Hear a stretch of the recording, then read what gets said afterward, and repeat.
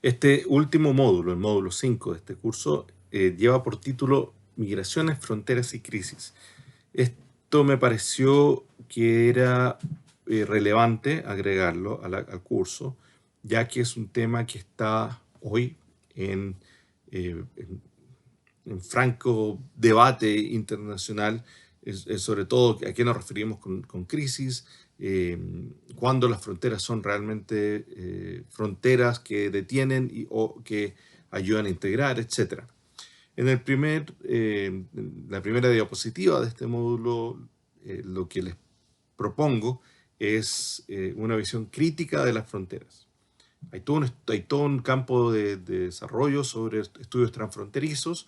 En Chile, la gente de la Universidad Arturo Prat tiene un grupo muy bueno trabajando en eso, pero se ha desarrollado muchísimo en muchos países del mundo. ¿A qué nos referimos con estudios transfronterizos y a esta idea de que la frontera en algunos lados permite integrar y en otros cierra, digamos? El ejemplo más simple es el que le coloco en la foto. Digamos, la frontera entre Canadá y Estados Unidos es una frontera que invita, es una frontera que permite ir y venir en ciertas condiciones bastante fáciles. Lo mismo, ustedes saben, pasa al interior de la Comunidad Europea. Eh, Estas fronteras permiten que efectivamente haya intercambio, se conozcan las personas, disminuya los conflictos, etc. En el caso latinoamericano y en el caso sudamericano en particular, muchas de las fronteras que existen vienen, como ustedes bien lo saben, del utiposidetis español de la colonia y de algunos conflictos armados durante el siglo XIX hasta el siglo XX. Sin embargo, estas fronteras, en muchos casos anterior a la colonia, eran espacios comunes donde grupos originarios, países, comunidades originarias, intercambiaban libremente y participaban de un espacio mucho más amplio. Es lo que pasa hoy por hoy en la triple frontera andina entre Perú, Bolivia y Chile, bien digo, donde las comunidades aymaras efectivamente tienen parientes en distintos países, aun cuando son todos aymaras y no hay para ellos una frontera real, digamos. En ese sentido, esta frontera que hasta hace poco tiempo atrás requería visa, requería tarjetas de tránsito transfronterizo, etcétera, debería ser, o en un mundo ideal, debería ser mucho más de fácil acceso para estos grupos que viven ahí y en general para otros grupos también. Por el contrario, tenemos aquellas fronteras que bloquean, digamos. El caso más paradigmático hoy por hoy es la frontera sur de Estados Unidos con México y la construcción del muro. Ojo, el muro no es algo nuevo. El muro se inició en el año 1993 durante la presidencia de Bill Clinton.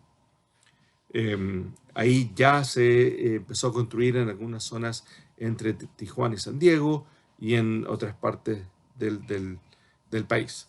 Sí, esta propuesta actual es convertir todo ese espacio en un muro, digamos, toda esa línea en un muro, lo cual tiene múltiples problemas ecológicos o medioambientales, culturales, etcétera, etcétera. En otros casos hay fronteras, en el caso de Israel y Palestina, en Ceuta y Melilla, en la España africana, digamos, norafricana. Entonces hay muros que efectivamente están hechos para impedir la entrada de migrantes. Eh, la existencia de estos muros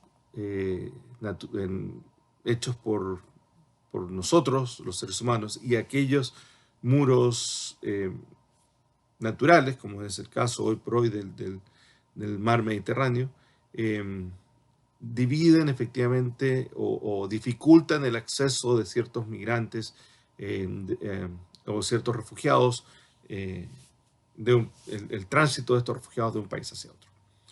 Eh, Inmediatamente quiero asociar esto al tema de la crisis, porque efectivamente si viviéramos en un mundo ideal, donde no hay fronteras, como dicen muchos eh, académicos desde la filosofía política, o que donde el libre tránsito es una constante entre todos los países, no tendríamos estas crisis migratorias como se están viendo ahora.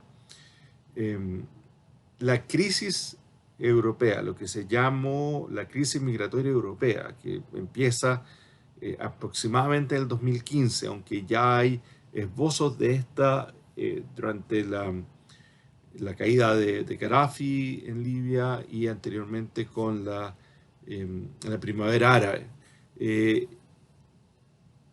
Está mal llamada y hay muchos académicos que argumentan que ponerle un nombre a una crisis ya define las posibilidades que tienen los distintos países o migrantes en poder sobrevivir a estas crisis. La crisis europea se le llamó así porque asumía que los migrantes llegaban a Europa, lo cual claramente es verdad, digamos. Sin embargo, al poner el punto de vista en el país de destino, o la región de destino en este caso, lo que pasa es que se genera una inmediata sensación de necesidad de clausurar las puertas. Estamos frente a una crisis que pasa acá, cuando efectivamente la crisis no está ahí, la crisis está en los países de origen. Nadie puede decir hoy por hoy que Europa no es un lugar significativamente más seguro de lo que es Siria. La crisis no está en Europa, la crisis está en Siria. Ahí está el origen y ahí está el lugar de la crisis. Entonces hay que pensar de manera efectiva y real a qué nos referimos cuando hablamos de crisis. En los siguientes minutos voy a usar el término de crisis siria o crisis del Mediterráneo para referirme a este movimiento masivo de migrantes y refugiados desde países del Medio Oriente y del norte de África hacia Europa. Les mencioné en el módulo 2, si no me equivoco, estas nuevas definiciones o nuevos conceptos asociados a la inmigración, en particular el de migraciones de sobrevivencia. Y les puse el ejemplo de un hombre joven, 30 años, que sale de Siria con el objetivo de llegar a Europa, y una mujer con un niño en las mismas condiciones que hace el mismo trayecto, y cómo la prensa europea claramente ha definido a uno como refugiado y al otro como migrante. El refugiado es alguien al que se debe aceptar, el migrante no necesariamente, y hasta puede ser un peligro por temas de terrorismo y todo lo que han mencionado, que no tienen ninguna base en la realidad. Entonces la prensa continuamente ha creado esta dualidad entre un migrante bueno y un migrante malo. El refugio es una condición legal que es otorgada a ciertas personas. Lo que estamos hablando es ya sea de migración de sobrevivencia o de posibles solicitantes de asilo. Y eso es lo que hay que enfocarse. Al pensar en el país de origen, vemos cuáles son las necesidades reales que tienen estas personas en términos de asilo. Vemos si es que efectivamente tienen la posibilidad de ser incorporados a un u otro grupo militar o paramilitar en contra de su voluntad, como podría ser el caso, saltándonos a América Latina, de jóvenes que son involucrados en maras en Centroamérica. Vemos también que hay madres que quizás requieren también de un apoyo más que el asilo mismo, y así el tema de la crisis se empieza a pensar de una manera más amplia. Los organismos internacionales tienen programas y han desarrollado programas específicos para enfrentar estas crisis, estos movimientos, entre comillas, más grandes de lo común de migrantes de un país a otro. Les pongo un ejemplo en el PowerPoint de lo que tiene la OIM. Estas crisis tienen otro tema asociado, que en el caso de la crisis siria o la crisis del Mediterráneo, se ha dado a conocer de manera amplia y la prensa ha hecho eco, aunque sea momentáneamente de esto, y son las muertes asociadas al cruce de la frontera. En el caso de los migrantes y refugiados o los solicitantes de asilo que van hacia Europa, hay un conteo bastante permanente de quienes mueren en este cruce, pero sin embargo ese es un conteo mínimo. No sabemos realmente cuántos son. No sabemos cuántos son los que se han ahogado, no sabemos cuántos iban en cada uno de estos botes, etcétera, etcétera. En el caso latinoamericano, sobre todo la frontera entre México y Estados Unidos, también, como muestra el programa de Missing Migrants de la OIM, también es un lugar donde mueren muchos migrantes al tratar de cruzar la frontera. Hay un número no definido, hay algunos casos en que se han encontrado los restos, pero sabemos que hay un número elevado de personas que simplemente nunca más se sabe.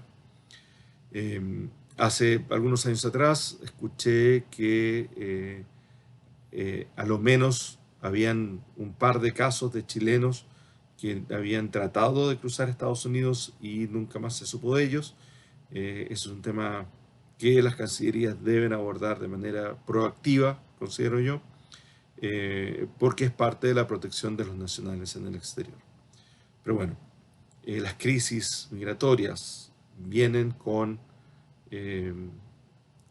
posibilidades para algunos, pero también con muchos riesgos y muertes. Recuerden lo que ya varias veces les he mencionado, que lo que dice Mármora, que es que el primer derecho humano de todo migrante es no tener que emigrar.